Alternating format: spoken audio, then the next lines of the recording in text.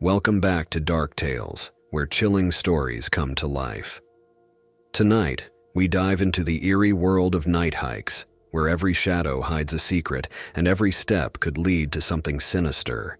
So sit back, turn off the lights, and let the fear settle in. Story 1. The Lurking Shadows. I've always loved hiking, especially at night. There's something peaceful about the silence of the forest, only broken by the occasional rustle of leaves or distant hoot of an owl.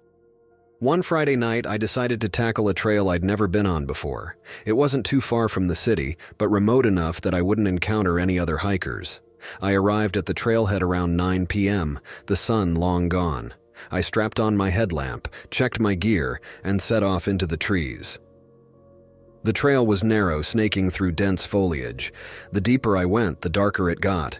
My headlamp barely illuminated the path in front of me, and the shadows seemed to stretch endlessly in every direction. About an hour in, I started hearing noises. Not the usual forest sounds, though, something else. It was a faint rustling, but it didn't seem to follow the rhythm of the wind. I stopped in my tracks, straining to listen, but the noise ceased. I told myself it was probably an animal and kept moving. Another 30 minutes passed, and I couldn't shake the feeling that I wasn't alone. My skin prickled, the hair on the back of my neck stood up, and the air around me felt off.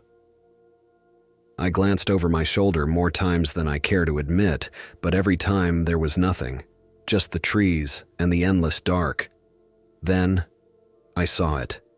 Out of the corner of my eye, a shadow moved. I froze, turning my head slowly. My heart raced as I tried to make out what it was. At first, I thought it might be another hiker, but the shape was too tall, too slender. It stood still for a moment, just beyond the reach of my headlamp, watching me. I took a step back, and it vanished into the trees. Panic surged through me, but I forced myself to stay calm. I'd come too far to turn back now. But every step forward felt heavier, like I was walking into something I didn't understand. The rustling sounds returned, louder this time and more deliberate. Whatever it was following me. I quickened my pace, trying to convince myself it was just my mind playing tricks. But then I heard it again, footsteps. Not mine, something else's, matching my rhythm.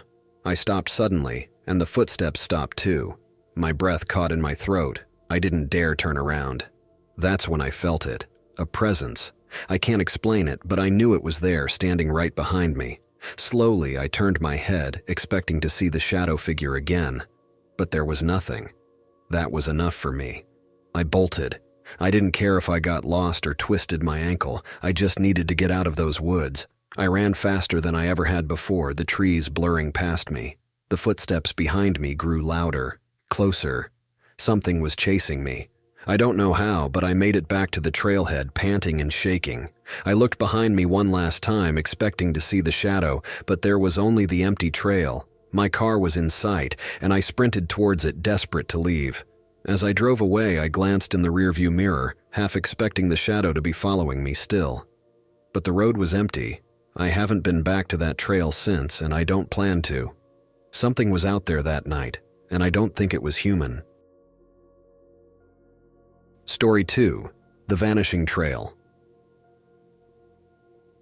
A few years ago, a couple of friends and I decided to go hiking in a national park that was known for its scenic trails. We'd heard rumors that some parts of the park were off limits, but we were adventurous and didn't think much of it. Our goal was to find a trail we'd heard about from an old ranger, one that was supposedly hidden and barely used. We started out early, excited for what we thought would be a memorable adventure. The first few miles were easy, wide, well-marked trails, plenty of sunlight filtering through the trees. But as we pushed deeper into the woods, things started to change. The trail narrowed, the trees thickened, and the air felt heavy, almost oppressive. It wasn't long before we realized we were completely alone. We hadn't seen another hiker in hours. Then we came across something strange, an old weathered sign half buried in the underbrush. It was barely legible, but we could make out the words "Do not enter." Of course, we didn't listen. We figured it was just an old warning, probably meant to keep people away from private property or dangerous terrain. We kept going. That's when things started to get weird. The trail seemed to shift, as if the landscape was subtly changing around us. One moment, the path was clear, and the next, it was like it had vanished. No signs, no markers, nothing. We turned around to backtrack, but the trail behind us was gone too. Panic set in. It was like the forest had swallowed the trail whole, leaving us stranded in a sea of trees. My friend pulled out his phone to try and get a GPS signal, but there was nothing. No bars, no service. As the daylight started to fade, we heard something in the distance. It wasn't an animal, though. It sounded like singing, faint, eerie, and carried on the wind. It sent chills down my spine. We tried to follow the sound, thinking it might lead us to a campsite or another group of hikers. But the more we followed it, the more lost we became. The singing never got closer, and the forest seemed to stretch endlessly in every direction. By the time night fell, we were completely disoriented. We set up a makeshift camp and huddled together, too scared to sleep. The singing continued, haunting and distant, until eventually it stopped. In the morning, we found the trail again, as if it had never disappeared. We didn't question it. We just left, running down the path until we reached civilization. To this day, I have no explanation for what happened, but I know one thing. I'll never wander off a marked trail again. Story 3. The Abandoned Campsite. Last year, I went on a solo hiking trip that still gives me chills every time I think about it. I was hiking through a national forest miles away from any towns or people. It was just me in the wilderness. I had planned this trip for weeks. 3 days of complete isolation, hoping to find some peace in the quiet of nature. But instead, I found something that still haunts me to this day. On the second day of my hike, I was about 8 miles into the trail when I stumbled across an old campsite. At first glance, it looked like it had been abandoned for a while. The tent was still standing, but the fabric had been ripped in several places, and everything around it was in disarray. There were cans of food scattered around, a sleeping bag partially pulled out of the tent, and a camping stove lying on its side.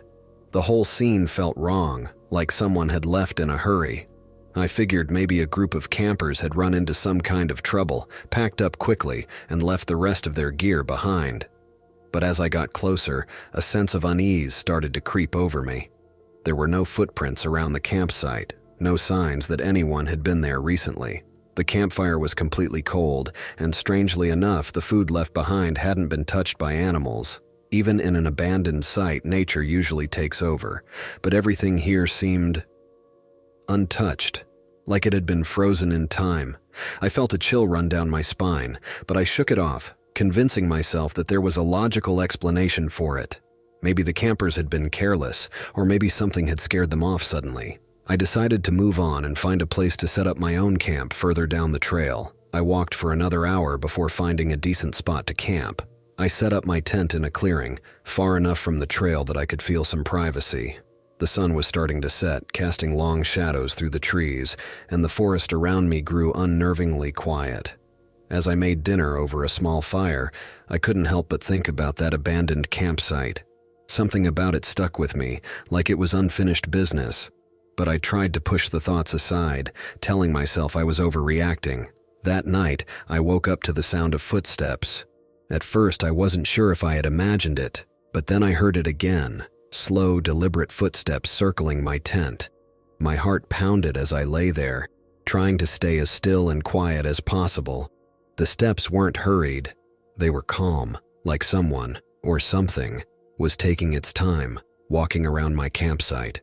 For what felt like an eternity, the footsteps continued, coming closer, and then moving away again.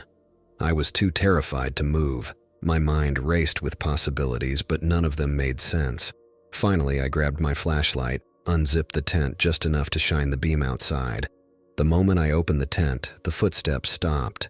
I held my breath, shining the light into the trees, but there was nothing. No sign of movement, no animals, no people. I felt a cold sweat trickle down my back as I stood there in the darkness, my heart pounding in my chest. The forest was dead silent, but the feeling of being watched was overwhelming. I spent the rest of the night wide awake, clutching the flashlight and listening for any sound that might come back. But nothing did. As soon as the sun started to rise, I packed up my camp as fast as I could. I didn't care about breakfast or the rest of my plans. I just wanted to get out of those woods. On my way back down the trail, I passed the abandoned campsite again. Only this time, something was different. The tent, which had been torn and standing the day before, was now completely flattened. The supplies that had been scattered around were gone, like someone, or something, had cleaned up during the night. There was no sign that anyone had ever camped there, as if the entire site had been erased overnight. I stood there for a long moment, staring at the spot where the campsite had been. My mind raced to make sense of it, but nothing added up. It was like the campsite had never existed at all. To this day, I still don't know what happened at that abandoned campsite, or who or what was walking around my tent that night. But one thing's for sure. I'm never hiking that trail again. Thank you for listening to tonight's terrifying tales. If you enjoyed these stories and want to hear more, don't forget to hit that like button, subscribe, and turn on notifications so you never miss the next spine-tingling story. And as always, be careful when you're out there. Sometimes the scariest things aren't in the dark, they're right behind you. Until next time.